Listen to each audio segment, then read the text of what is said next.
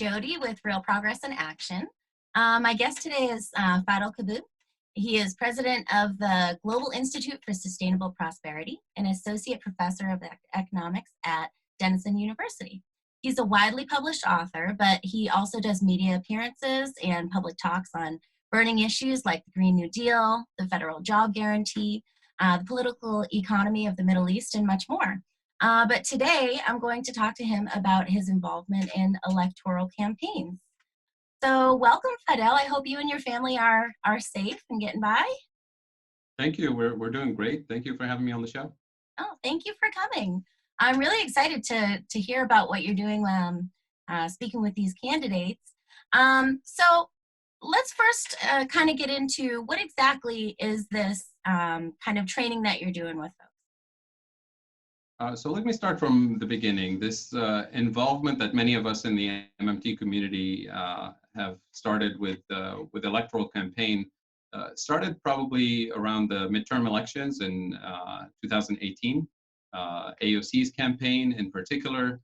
And one of my colleagues was kind of keeping track of all the candidates running for Congress and kind of trying to identify who are the progressive candidates who are already endorsing progressive policies like a job guarantee program like Medicare for All. And I think at the time he kept track of maybe 37 or some candidates, including AOC. And then you fast forward to this campaign, we started doing the same thing. And very quickly we got overwhelmed with the number of candidates. We lost track of how many candidates were literally endorsing a Green New Deal, Medicare for All, job guarantee, all the progressive policies that you hear Bernie Sanders or AOC talking about. And somebody eventually compiled an Excel spreadsheet, and the last time I saw it, it had 175 candidates in it, and probably more than 200 by now.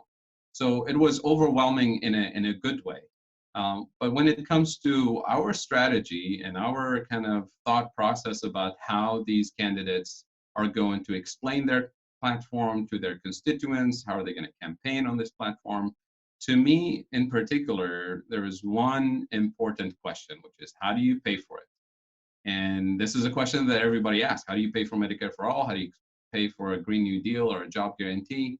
And all of these candidates are running for the right reasons. They're not taking super PAC money. They're not taking fossil fuel money or big pharma money. So they know what matters in terms of the democratic process. They know what matters in terms of the policies that will improve people's quality of life. And if they can't explain how you're going to pay for it, sooner or later, I believe they'll be backed into a corner and they'll be forced to say, I'm going to have to tax this to pay for that. And I believe that the MMT framework provides the right narrative, the right answer that can allow us to decouple this spending at the federal government from the taxes. So what we started doing is reaching out to candidates with progressive platforms and saying, hey, are you interested in, hearing about how you can pay for these programs? Are you familiar with MMT? And some of them were somewhat familiar with MMT and wanted to learn more, and some, this was new to them. So we started building this sort of from the grassroots, and quite a few of those candidates, we identified them from the very beginning of their campaigns, before any big organizations endorsed them or anything. And then eventually through those candidates, who some of them eventually became brand new Congress candidates and Justice Democrats candidates, through them we connected to brand new Congress in particular, and they kept hearing about MMT and they kept hearing about all of these economic principles that their candidates were talking about, and they wanted to learn more. So brand new Congress in particular invited me, Pavlina, and Andres Bernal, Pavlina Cherneva and Andres Bernal to come to their summit in 2019, November 2019. I ended up going and giving a presentation, and all their candidates were there. The entire brand new Congress slate was there, and they loved it. I mean, people were asking, where was this kind of framing when we needed it, right? So people were excited, but also overwhelmed at the same time, because this is a tough pill to swallow. It's not, you don't absorb all the MMT ideas all in 45 minutes. So we decided, okay, we need to keep working on this, because the goal is not to have us, the economists, kind of run the platform for the candidate. It's their campaign, it's their message, it's their voice, it's their ideas. So we wanted to provide as much support as possible so that they can stand on a stage and be quick on their feet and answer the questions on, press interviews and press conferences and so on, and do it in their own voice with their own narrative.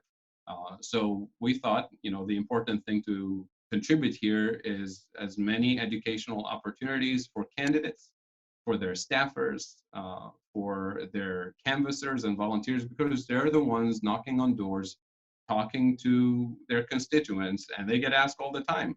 I like this idea about a Green New Deal. I like clean air and clean soil. I like a job guarantee.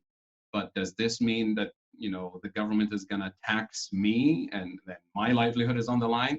Does this mean that the government is going to tax my employer, which means my livelihood is on the line, right?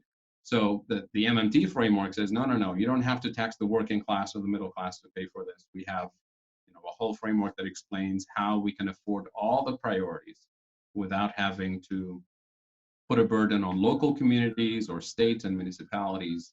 It doesn't mean we shouldn't tax. We tax for other reasons. You tax the ultra rich to save democracy from oligarchy. You tax to reduce inequality. You tax Wall Street to reduce speculation and financial instability.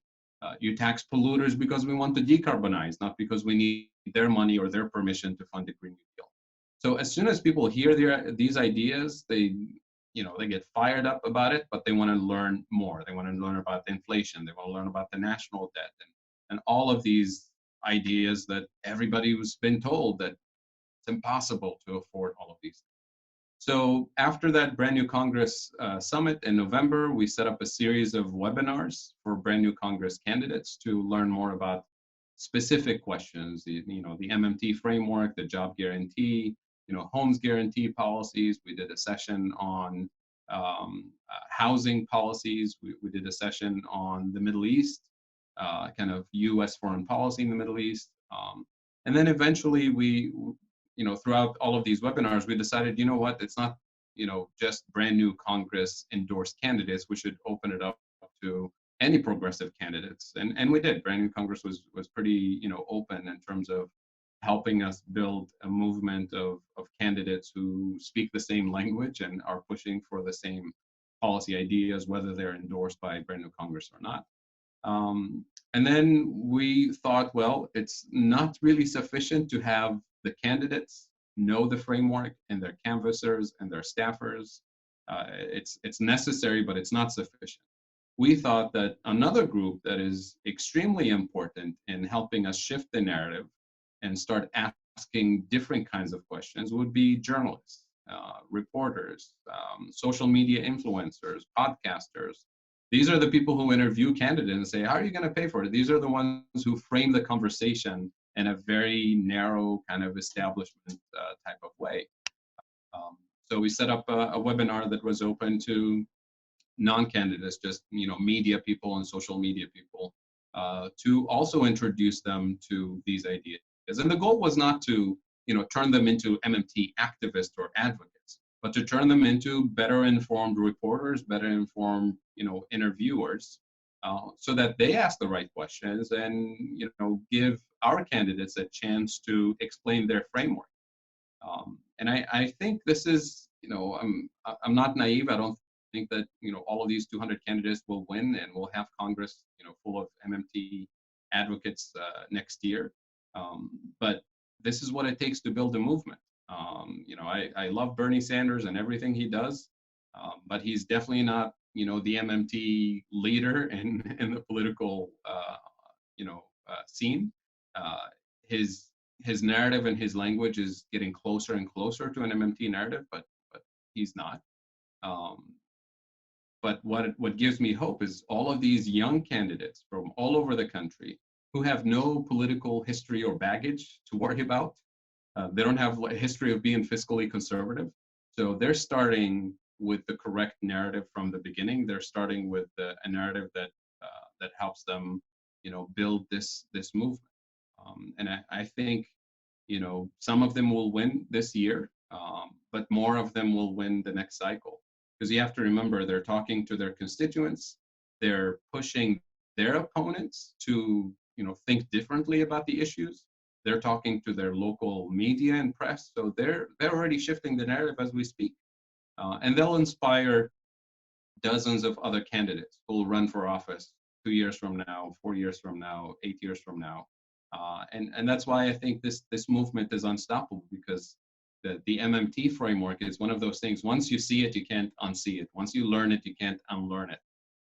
So this is what keeps me excited about all of these candidates and the work we're doing in the progressive movement. I think, especially when you talk about the media and things like that, because it is this kind of framework that we've been brought up. You know what I mean? This is the way things are, like the household budget, and et cetera, et cetera. And so you kind of view everything within that framework, just kind of giving people the language to speak about it and to shift that narrative so that people understand that that is not exactly how that works. So Exactly. Exactly, because in any candidate you want to vote for, one of the main things that people look for is, are they responsible? Mhm. And it's that concept of responsibility and seriousness that gets us trapped into that household budget narrative. As a household, you spend responsibly, you live within your means. And then, most candidates say, vote for me and I'll be just as responsible, right? And I'll balance the budget and I'll pay the debt and I'll make sure that, we live within our means. And that just doesn't work at the federal level. Right? So, of course, this conversation, the main things that how are you going to pay for it, comes up, and of course, it comes up with virtually everything that we discussed, but specifically the Green New Deal, Medicare for all, and a jobs guarantee. But I think a jobs guarantee is a little bit more tricky, where people don't necessarily understand the concept of a jobs guarantee. I did a little bit of my homework and listening to some of the talks that you've given and things like that. And I thought that it was really insightful the way that you were talking about jobs guarantees. So I was wondering if you might be able to give us a pitch that a candidate might want to use, for example, when they're talking about a jobs guarantee. Kind of So explaining that through the lens of MMT. So one of the kind of interesting background stories behind the job guarantee policy, one of the economists who did a lot of work back in the 60s on the idea of the job guarantee is Hyman Minsky. And he started working on this in the context of the war on poverty in the 1960s, when President Johnson declared war on poverty. And Minsky was very critical of it because he thought that the policy at the time was trying to fight the poor rather than fight poverty. It was trying to change people as opposed to changing the structure of the system that creates poverty. And he truly believed that unemployment was one of the main structural issues that we have in capitalism that leads to so many social issues. And there's tons of social science studies showing that the higher the unemployment rate we have in the US or even other countries, the more crime you have, the more domestic violence, the more suicide and depression and substance abuse. All of these social issues cost us so much money and so much pain as a society. It doesn't mean that they completely go away when we create jobs, but we put a massive dent in these social problems and public health problems.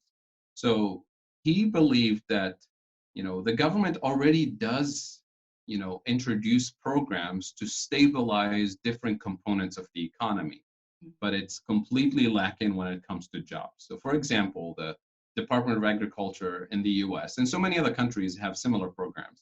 They have this program to stabilize prices of key commodities like corn and wheat and coffee in Brazil and so many other commodities. So the government does a very simple thing. The government steps in as a buyer of last resort when there's a massive overproduction of corn, because otherwise the price of corn goes to zero and the producers go bankrupt. So the government buys all the surplus in order to keep prices relatively profitable for producers. And then the corn is stored away in massive warehouses all over the Midwest. They call them caves even.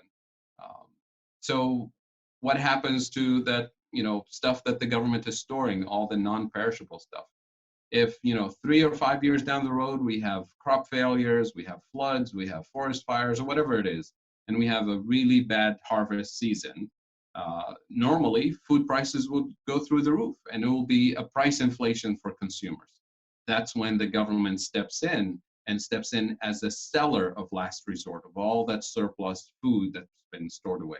And the idea here is to bring prices down so that it's not too expensive for consumers, and then creates this buffer zone where prices are not too expensive, prices are not too low, and we keep prices reasonable. And we do this for good reasons, because we want to stabilize prices, stabilize economic conditions. And Minsky and other MMT economists say, well, we do this in so many markets and it's important, but we don't do it in the labor market, the most important market. Because effectively, if somebody's unemployed, their effective minimum wage is zero. They get nothing, right? And we don't allow the price of corn to go to zero, but we allow the price of labor to go to zero. So the idea is very simple. Just like we do for corn and wheat and other commodities, the government should step in as a buyer of last resort of labor. Except we're not going to store labor in warehouses in the Midwest. Obviously, that would be silly and inhumane. Although some would argue that's what we do with the prison system. But the government would buy the surplus labor, hire anybody who's ready, willing, and able to work, anybody who can find work in the private sector, hire them to do useful, productive work in their own community.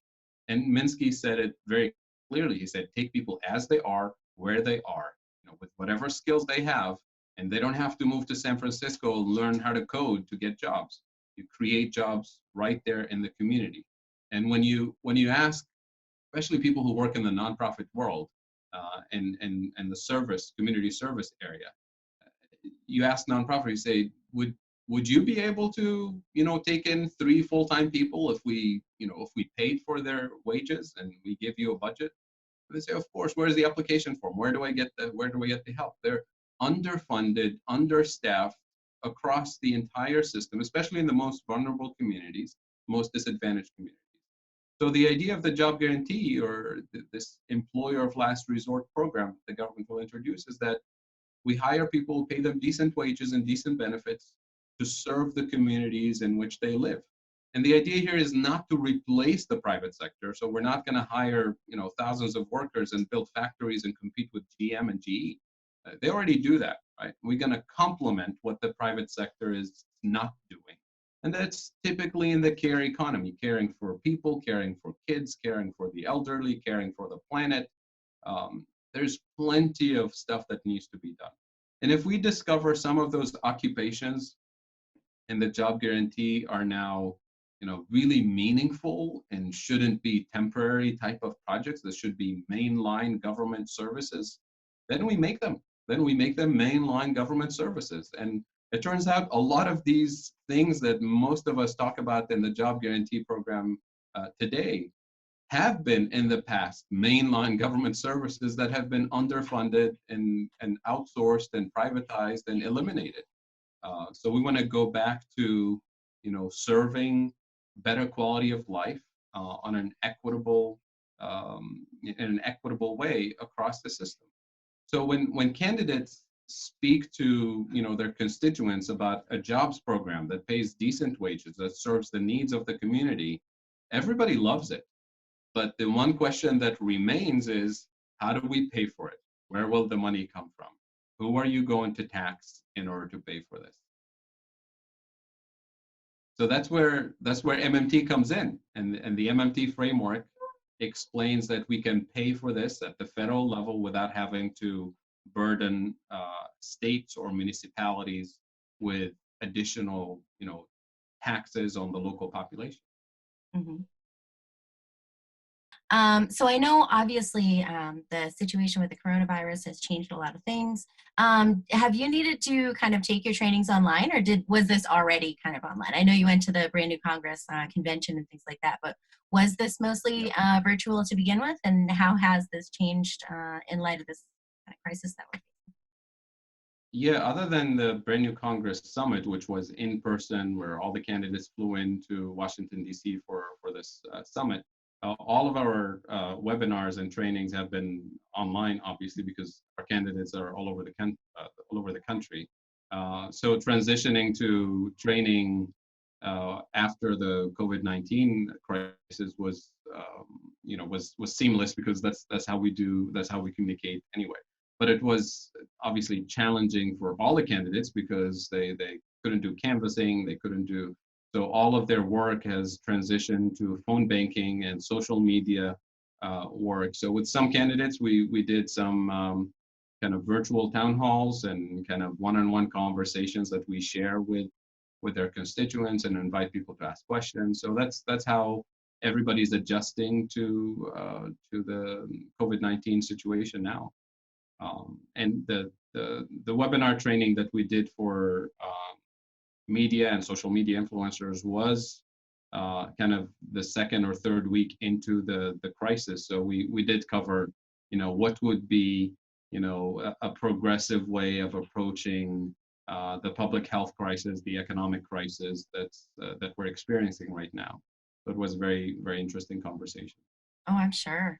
How many people do you think, how many people showed up for, from the media for that webinar?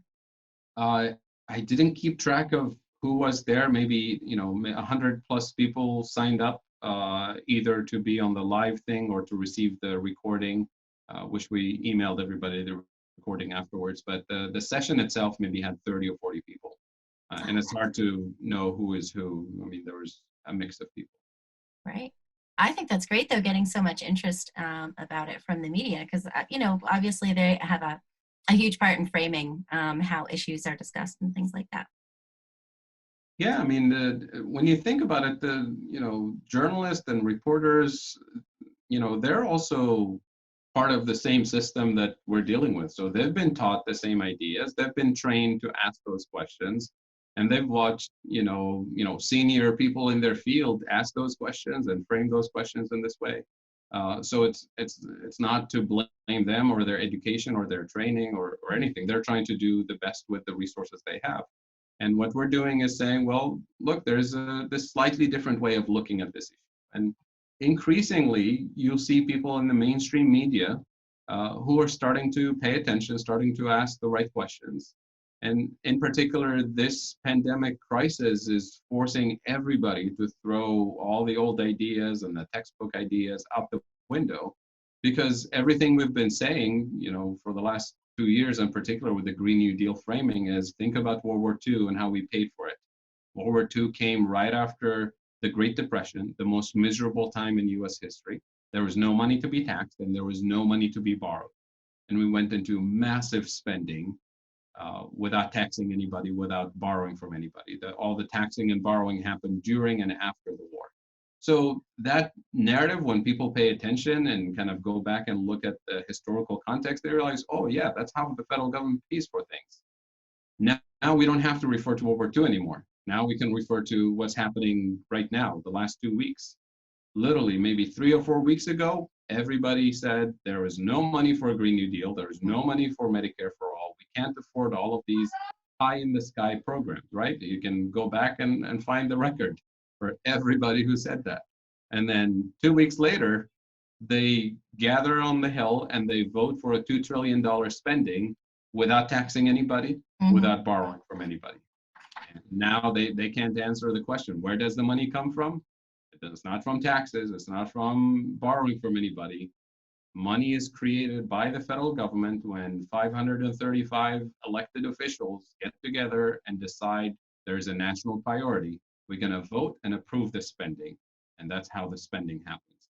And notice also, nobody's worried about inflation, nobody was worried about the national debt or bankruptcy or socialism, or any of those questions are not on the table. Instead, they're worrying exactly about the things that MMT has been highlighting, which is the real resources.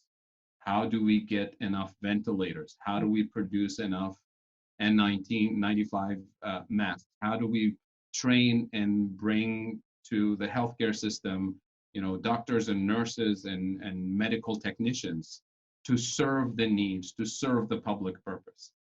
These are, how do we make sure that the food supply chain is delivering food to everybody across the system?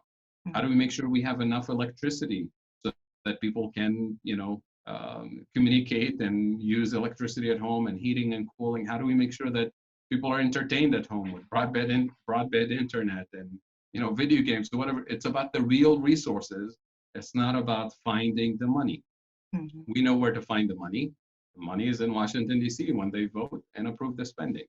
So we're hoping that this silver lining from this is that we can, put this question behind us once and for all. But unfortunately, we already hear people saying, well, once this is over, we need to go back to responsible spending. Once this is over, we need to, go back to normal. I don't want to go back to normal because normal wasn't good.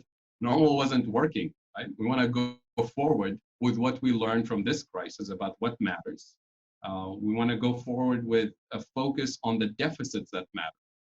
The deficits that matter are the education deficits, the public infrastructure deficits, the renewable energy deficits, the climate debt.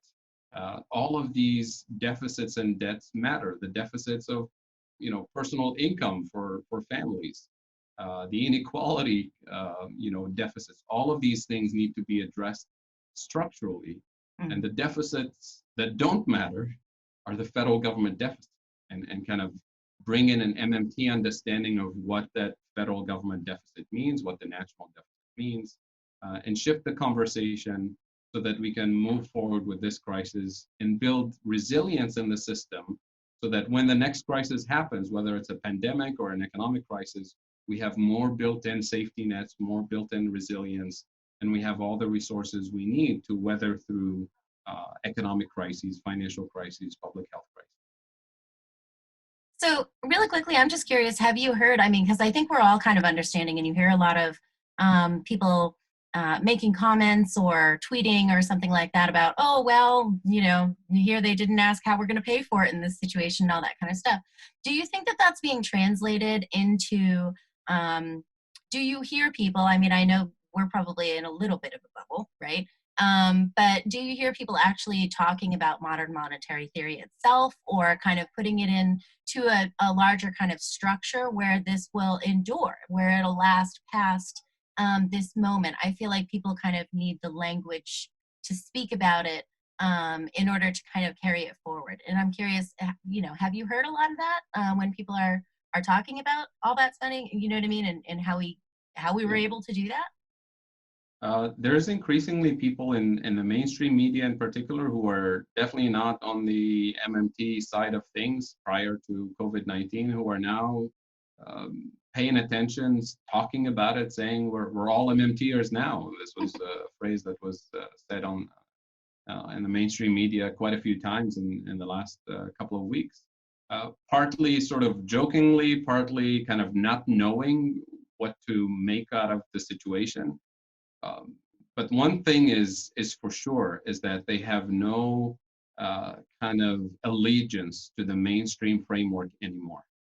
So they're willing to explore ideas. They may not be completely convinced of the MMT framework, but they know it's out there. They know it coincides with everything that is happening right now. Some maybe are in denial that this can't be happening, right? So I don't know. We'll see how the next few weeks will unfold. You've heard even President Trump say that it's our money, it's sovereign, it's our dollar. I mean, I'm not going to say that he's got an MMT explanation. He's definitely wrong about how to pay for these things. But he and others have made the very simple observation that who's stopping us from spending? It's us, right? Nobody's stopping us from spending. And then our responsibility in this moment is to push as hard as we can with information, with education, with conversation to help people walk through this unknown territory. And you have to realize, I mean, MMT is given this framework that it's a pretty tough pill to swallow at first if you're not familiar with the literature or the history or anything. And if you're so if the old ideas are so deeply ingrained in our minds, it's very difficult to change your mind. But this moment is a moment where people are willing to hear anything that helps us explain, how we pay for these things and how we we get through this crisis. So there's a real possibility of a true paradigm shift in public policy and economics. Absolutely. So let me ask one more question. I mean, especially obviously given this situation where everyone is kind of has a lot of time on their hands. Well, I don't know if they have so much time, but everyone's home, right?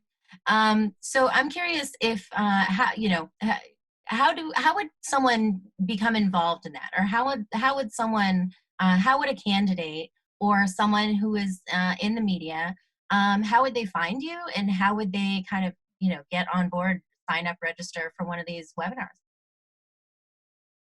So we're all over social media, and I'm not the only one doing this. I'm not the only one who's obviously advocating for MMT. So I would encourage candidates to look up Real Progressives, the Modern Money Network, Brand New Congress.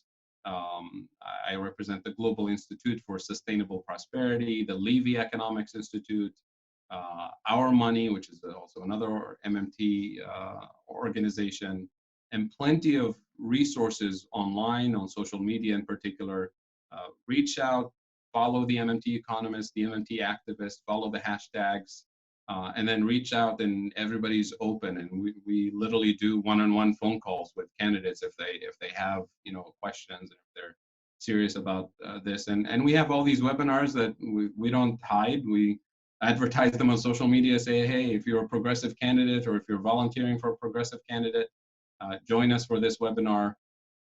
If candidates are organizing town hall meetings, especially online town hall meetings right now, we have plenty of economists and MMT volunteers who are ready, willing, and able to engage and help build this movement. Awesome. All right. Well, thank you, Fadel.